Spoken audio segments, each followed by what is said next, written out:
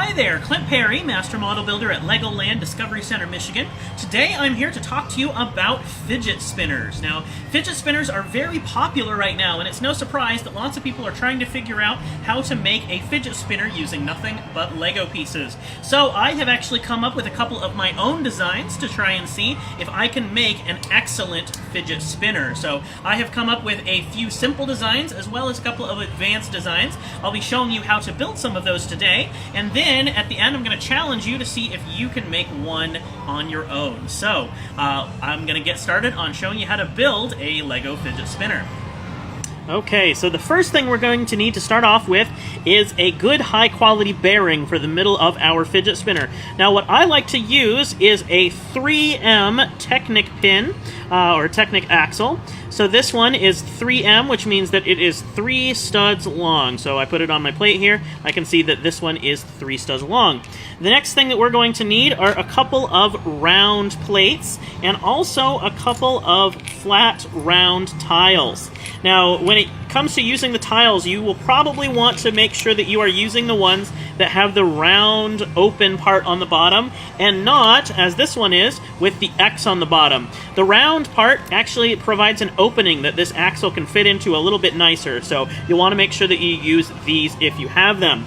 So I'm going to start off by taking these 2 blue plates, or the blue tiles, putting them on top of my red plates, just like that. And then I'm going to take one side and I'm going to attach the red with the Technic piece there in the middle, just like that. We're going to save the other half of that for a minute from now. So we've got this part down, so that's the bottom of our bearing. This over here is going to be the top. Next, we need to find ourselves a core to go in the middle of our model. So for the core, I like to use a nice big round Technic brick like this one. So it's got a nice hole through the center, nice and smooth, which when I put this right over the top, it does allow it to spin freely very nicely. Now you do want to make sure you've got one with a clear round holder. There are Technic bricks out there that have the cross axle hole in the middle. You don't want that. That will lock down on your bearing. That won't spin at all. So you want to avoid this one.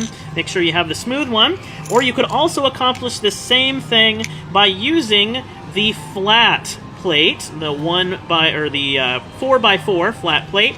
You can stack 3 of those together, and they will also make the equivalent of a round brick, just like that. So whatever you happen to have on hand, you can put a few things together and get these pieces made. All right, so we're going to slide this right down over the top to make the bottom of our bearing. And then the next thing you need, this is probably the rarest piece in today's build. This is a flat tile that has a clear hole drilled right through the middle of it. So this one's pretty rare. You don't have to use this, but if you have it on hand, it does make your model work a little bit nicer. So I'm going to put that right in the middle, just like that. And then I'm going to put the other end here. So once I have those together, that will allow it to spin very, very nicely there. Now what's great about this design that I have come up with is that when you put pressure on the outside edges, it does not stop the center from spinning. So that's something that you really want to make sure that you have out of a fidget spinner, is that when you put pressure on the outside, you want your center to spin freely. Alright, so the only thing left to do with this fidget spinner is actually to build the arms. So the next thing that we're going to need are some 2x4 plates, and I have 8 of them. I've got them in 2 different colors here, but you can use whatever colors you happen to have on hand. So I'm going to start off with one set of the colors, put it here on the bottom, and I'm just going to work my way around, put one of these sticking out from each side on the bottom. Okay, and then I'm going to need 4 2x3 bricks. I'm going to put these right here, going all the way around on top of my plates, lining up with the middle of my model. And finally, to get those all together, I'm going to put my other 2x4 plates along the top here. Once you have all those together, that is a complete and working fidget spinner.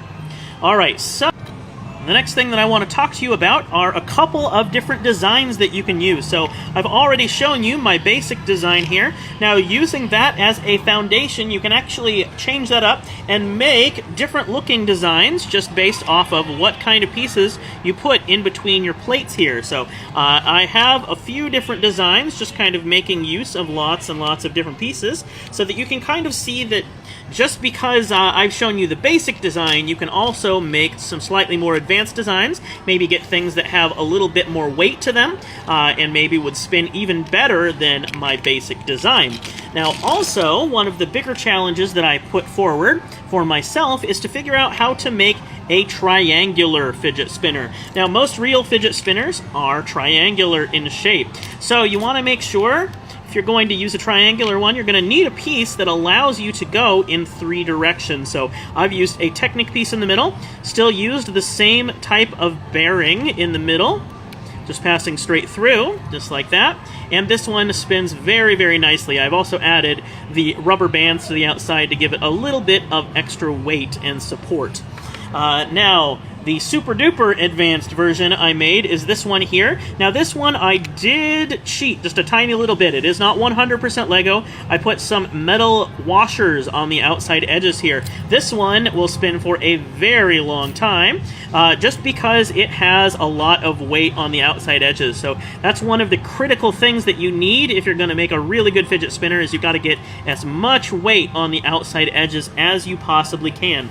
Now I have also made a couple of alternative fidget spinners. This one, as I showed you towards the beginning of the video, has the spinner plate on the inside edge. So this one works okay. It works better going vertical than it does horizontal here. But this one does have a little bit of the difficulty of if you squeeze on the outsides too much, it will pinch it off. It will make it so that it won't spin very nicely. So if you're going to use the spinner plate, it's something you can do if you have it, but this one will not necessarily work as nice as using a Technic-based bearing.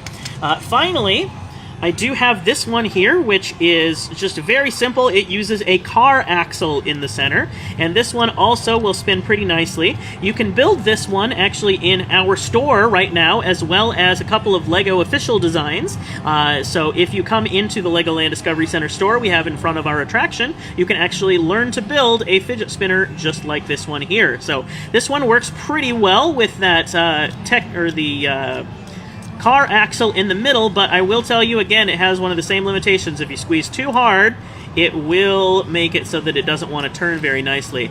Now this one also has an extra added little feature where you can kind of free spin it on its side with one hand, which is not something that's very common with fidget spinners, but this one does do that very nicely.